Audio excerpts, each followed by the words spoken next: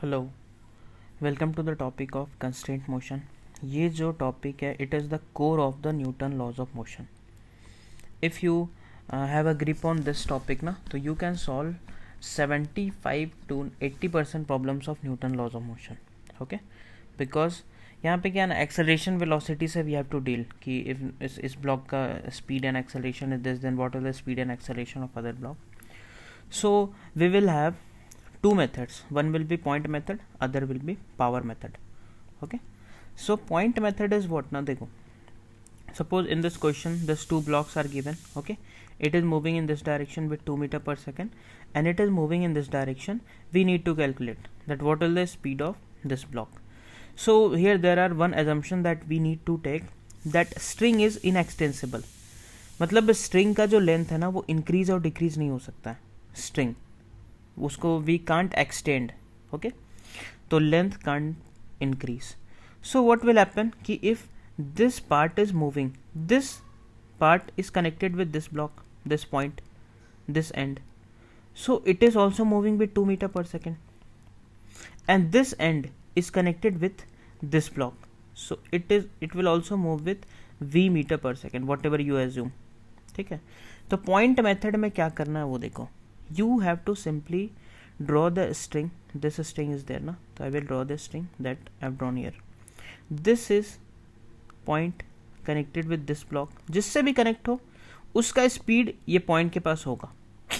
अगर ये पुली के पास कनेक्टेड है तो पुली अगर रेस्ट पे है तो it will be zero. If pulley is moving तो that will have the speed of pulley, जो भी. तो ये पॉइंट इस ब्लॉक के साथ कनेक्टेड है एंड ब्लॉक का स्पीड क्या है 2, तो इस पॉइंट का स्पीड भी इधर हो जाएगा 2. ये ब्लॉक का यहाँ से कनेक्टेड है, इसका स्पीड आगे क्या है v, तो इसका स्पीड हम दे दिए v. अब स्ट्रिंग जो है उसका लेंथ टोटल कांस्टेंट हो. कब हो सकता है? जब ये जो पार्ट है ये क्या कर रहा है, it is trying to elongate, उसको खींचना चाह रहा है, and it is trying to compress, उसको दबाना चाह रहा है. तो total compression will be equals to total elongation, then length of the string will remain same. तो it is trying to elongate, तो total elongation is 2. It is trying to compress, तो it is equals to v. तो यहाँ से क्या आ गया, v equals to 2. ये जो स्पीड्स था वो एग्जैक्टली अलोंग द स्ट्रिंग है ना.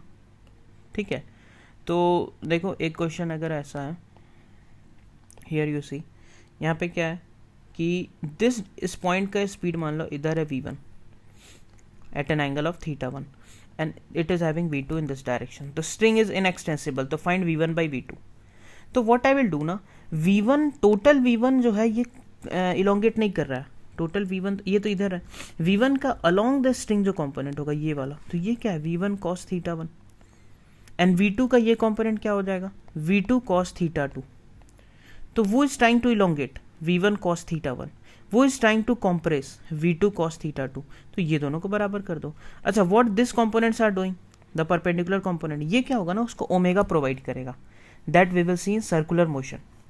उसके कारण क्या होगा ना, ये स्ट्रिंग जो होगा ना वो रोटेट कर रहा होगा ऐसा ऐसा और आगे भी मूव कर रहा है. ओके, तो we will only take care of the along the string component. तो वही हम यहाँ पे देखो सॉल्व किए थे. This thing in this direction v1 cos θ1, ये क्या कर रहा है, इसको इलोंगेट करना चाह रहा है. ये क्या कर रहा है, इसको कॉम्प्रेस करना चाह रहा है. तो total elongation should be equals to total compression. So क्या हो जाएगा कि length of the string will remain same. वही कॉन्सेप्ट हम लोग लगाएं. ठीक है, तो ये बेसिक हुआ. न्यूमेरिकल हम लोग करेंगे, न्यूमेरिकल बहुत सारा है मेरे पास, बट बेसिक क्लियर होना चाहिए तुमको पॉइंट मेथड का. ठीक है, कि total elongation should be equals to total compression. Now power method. Power means, सबसे पहले पावर याद करो, फॉर्मूला क्या होता है, फोर्स इनटू वेलोसिटी.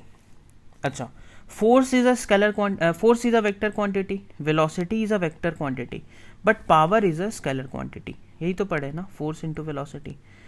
सो दो वेक्टर का मल्टीप्लीकेशन अगर स्केलर आ रहा है तो कौन सा प्रोडक्ट लगाएंगे, डॉट प्रोडक्ट. तो एफ डॉट वी, तो it is equals to P. अब क्या करेंगे ना, पावर जैसे यहाँ पे 5 केस तुम याद रखो. टेंशन का हम लोग पावर निकालेंगे. टेंशन भी एक तरह का फोर्स ही तो है ना. स्ट्रिंग में जो टेंशन है that is nothing but a force. तो टेंशन का जो पावर होगा वो क्या हो जाएगा, टी डॉट वी, किसी भी ब्लॉक पे, तो हो जाएगा टी वी कॉस थीटा. अच्छा, इस टी वी कॉस थीटा का 5 फॉर्म्स एकदम ध्यान से रखो, जो कि कॉमनली हम लोग यूज़ करेंगे, बिल्कुल ही कॉमन रहेगा. जो सारे क्वेश्चन में इन 5 के अलावा कोई भी नहीं आएगा। ठीक है, पहला क्या है, किसी ब्लॉक पे टेंशन आगे लग रहा हो और v भी आगे है। ठीक है, तो थीटा क्या हो जाएगा दोनों वेक्टर में, 0 डिग्री। तो पावर क्या आ जाएगा, T V cos 0 degree, it means T V. अभी देखते तो अभी कैसे यूज करेंगे वो हम नहीं बता रहे, सिर्फ पावर कैसे निकालेंगे अभी वो देखो। ओके, इसमें देखो, in this direction T, in this direction v, an angle is theta, तो it will be T V cos theta. ये दोनों क्लियर, लिख लो जल्दी। ओके, थर्ड क्या होगा, v in this direction, t in this direction, t v, theta equals to 90 degree, दिख ही रहा है, तो पावर विल बी 0। नेक्स्ट क्या है, v in this side, t in this side, और इसका ऐसा एंगल थीटा बन रहा है इसमें t, तो t और v में एक्चुअल में जो वेक्टर में एंगल होता है वो तो ये वाला पार्ट होता है ना, दिस पार्ट। तो ये कितना है, it is 180 minus theta. Okay, so T V cos 180 minus theta, तो it will be cos 180 minus theta क्या होता है, माइनस कॉस थीटा, तो minus T V cos theta. यहाँ पे v is in this direction, t is opposite, तो theta will be 180, तो cos 180 is -1, तो p equals to minus T V. अब करना क्या है ना कि जो भी मूविंग ऑब्जेक्ट्स हुआ, जो भी मूविंग ऑब्जेक्ट है उसका हम लोग को क्या करेंगे, पावर लिखेंगे। जैसे इस क्वेश्चन में देखो, एक ये मूव कर रहा है, एक ये मूव कर रहा है, तो इसमें हम लोग क्या करेंगे, टेंशन का पावर प्लस इसका टेंशन का पावर इक्वल टू 0 करेंगे। क्यों करेंगे ये हम प्रूफ कर देंगे वर्क पावर एनर्जी चैप्टर में, कि टेंशन का जो ओवरऑल पावर होता है ना on a system is always 0, तो that we are going to use power method. ठीक है, कि टेंशन का जो पावर होगा सारे ऑब्जेक्ट्स पे जो एक सिस्टम में मूव कर रहा है उसका समेशन, मतलब क्या, P1 plus P2 plus P3 will be equals to 0। इसको हम लोग ऐसा लिख सकते हैं, देखो, कि summation of power of tension on a system उसको ऐड कर दो, that will be equals to 0 always. ये टेंशन मेथड भी बहुत ही कॉमनली यूज, जब भी कॉम्प्लिकेटेड बहुत ही सिस्टम हो तुरंत टेंशन मेथड में आ जाओ, उसमें तुमको आंसर आ जाएगा। ठीक है, ऐसा हम लोग लिख सकते हैं।